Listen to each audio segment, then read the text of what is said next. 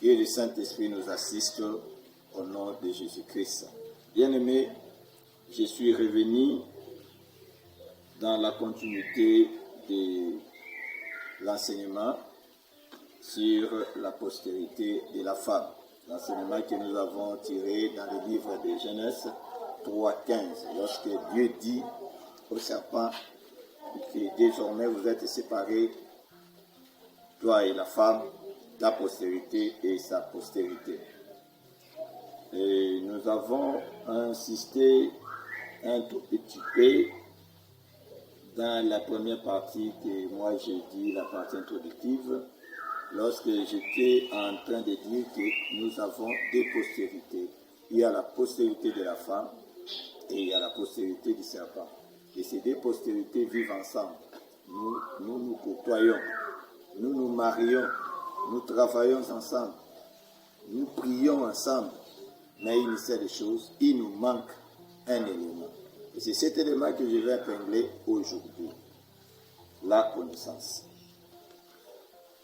Dans Osée, ce verset tout le monde le sait, dans Osée 4:6, je lis au nom de Jésus-Christ.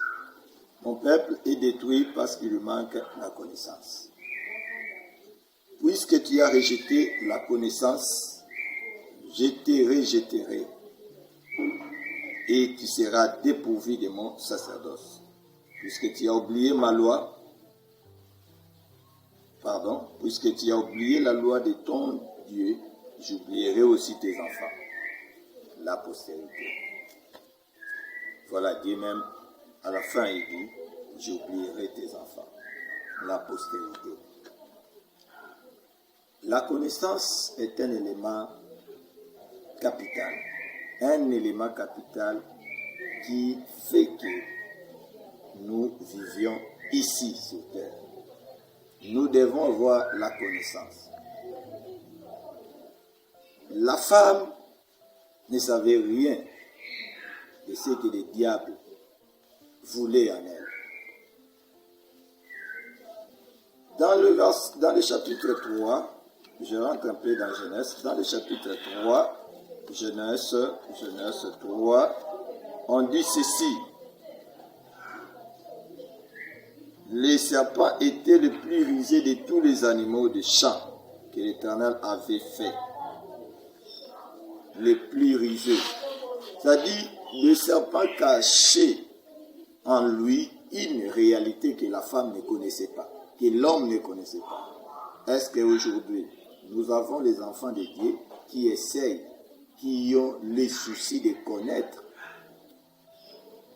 puisque sans cette connaissance, zéro. J'insiste, zéro. Nous allons beau prier. On va donner.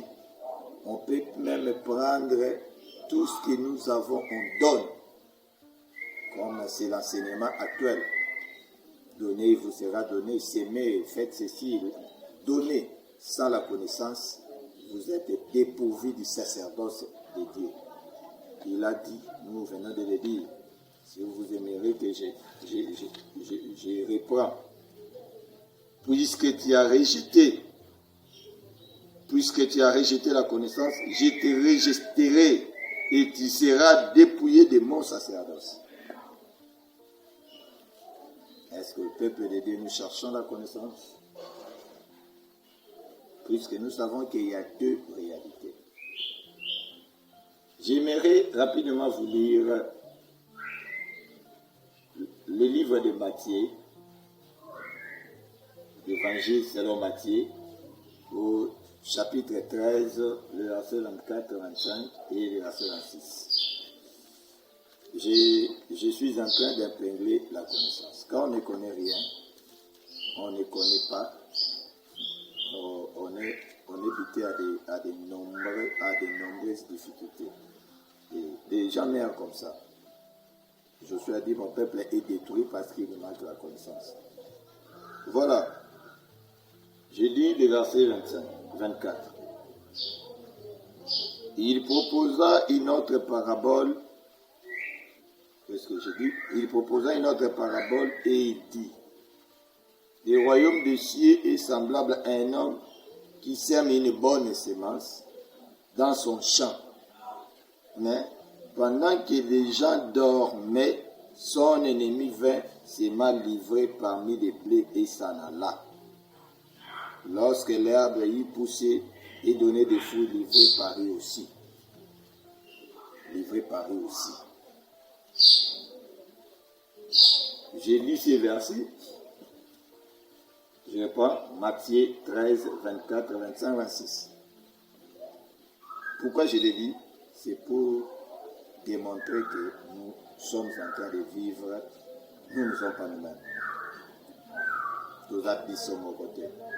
Pour ceux qui aiment les lingala. Nous ne sommes pas seuls pour faire ce qui nous semble bon de faire, pour marcher comme nous voulons marcher. Raison pour laquelle, dans le précédent message, j'avais dit, Galates 5, 16 à 25, marcher selon l'esprit pour ne pas accomplir l'œuvre de la chair. Des réalités esprit-chair, ils ont des désirs diamétralement opposés. Toi qui aimes marcher comme tu veux, faire ce que tu veux, toi tu as ta vie privée, tu ne veux pas que les gens te disent, voilà, fais ceci, moi je trouve bon de faire cela, est-ce que si tu pouvais parler comme ça, si tu pouvais agir comme ça, un enfant de Dieu qui dit, ça c'est ma vie privée, il ne faut pas entrer dans ma vie privée, ça c'est mon intimité, je ne veux pas que vous vous immixez dans mon intimité. Quelle intimité? Quelle intimité? Quelle intimité? Et moi je me pose la question, il s'agit de quelle intimité? Lorsque vous marchez mal, lorsque vous vous comportez mal, c'est ça l'intimité? Ce n'est pas l'intimité. Lorsque vous commettez des actes abominables, c'est ça l'intimité? Lorsque vous refusez de craindre Dieu, lorsque vous refusez de mettre en pratique la parole de Dieu, c'est ça l'intimité? Allez-y comprendre. Un homme se réveille de bon matin, il va dans son champ, il sème la bonne semence.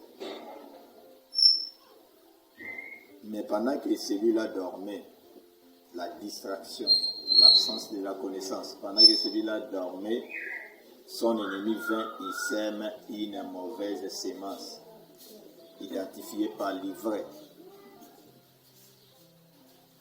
Et les deux semences ont cohabité ensemble. La mauvaise semence est caractérisée par l'ivraie. Toutes deux, la bonne et la mauvaise, toutes deux cohabitent ensemble. Il est dit ceci, lorsque la bonne semence commençait à pousser, dans le bleu, l'ivraie poussa aussi, parut aussi. Donc la cohabitation, elle est là, entre la postérité de la femme et la postérité du serpent. Mais il faut avoir la connaissance. Raison pour laquelle j'aimerais insister aujourd'hui sur la connaissance. Il faut arriver à détecter cette postérité. Parce qu'il y a une cohabitation mixte. On ne sait pas. Il y a cette cohabitation. On ne sait pas dire celui-ci est serpent et l'autre c'est la femme. Celui-ci est la postérité du serpent, celui-ci c'est la postérité de la femme. On ne sait pas détecter ça, mais pour détecter ça, il faut une autre façon de voir. C'est ainsi que nous avons jugé bon de parler de la connaissance. Parce que la connaissance va vous amener à comprendre des réalités. À comprendre que ça, ce n'est pas la femme. Ça doit être le serpent. Un jour, Paul était en train de prêcher. Dans son parcours, Paul était en train de prêcher. On trouve qu'une femme était animée d'un mauvais esprit. La femme avait un esprit, je suis en train de fouiller les versets. La femme avait un esprit de python. Paul faisait route, Paul et Silas faisaient route pour la propagation de la parole de Dieu. Alors, cette femme qui avait un esprit de Python les suivait. Je vais peut-être donner les versets après. La femme suivait et cette femme commençait à même prophétiser pour Paul et Silas. Cette femme disait que ces hommes ici sont des véritables enfants de Dieu.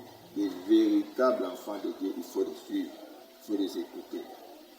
Mais Paul, tellement qu'il avait les yeux, il savait distinguer la postérité du serpent et la postérité de la femme.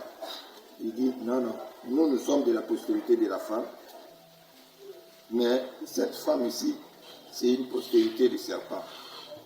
Alors, Paul a chassé l'esprit de Python qui animait cette femme.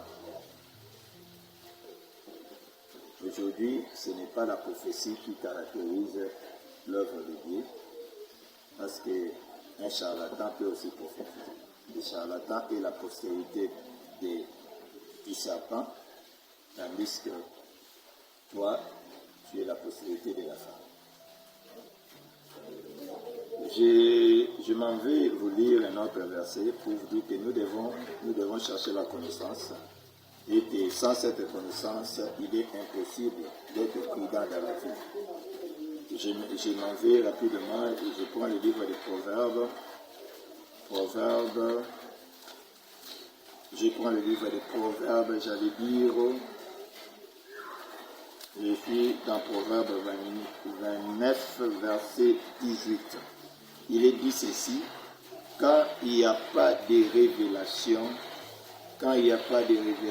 le peuple est sans frein, et s'ils observent la loi. Je vais rapprocher le verset donné en amont, c'est-à-dire Osée 4 et 6, de ces versets.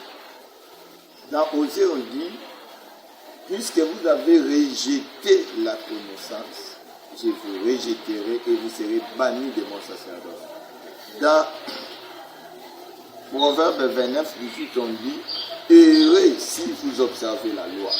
C'est-à-dire, par là, nous comprenons que la connaissance vient lorsque nous observons la loi. La révélation ici, c'est pour nous permettre à bien marcher, c'est pour nous permettre à bien se comporter, c'est pour nous permettre à détecter le danger qui est devant nous. On dit, lorsqu'il n'y a pas de révélation, la connaissance, lorsqu'il n'y a pas de révélation, on est sans frein. On est sans frein. On peut se heurter à une pierre et puis on tombe. On peut brusquement se retrouver dans des malaises, dans des situations horribles, parce qu'on n'est pas révélé. Celui qui est à côté de nous, il est qui? J'aimerais terminer par là. Celui qui est à côté de toi, il est de quelle postérité? Celui qui marche avec toi, celui à qui tu te confies, celui à qui tu appelles ton, comprenez seulement, il est qui? Celui qui te pousse à te réserver des ordres et à te confier à lui, il est qui? Sans la révélation, on est sans frein. Voilà, les enfants de Dieu sont aujourd'hui sans frein.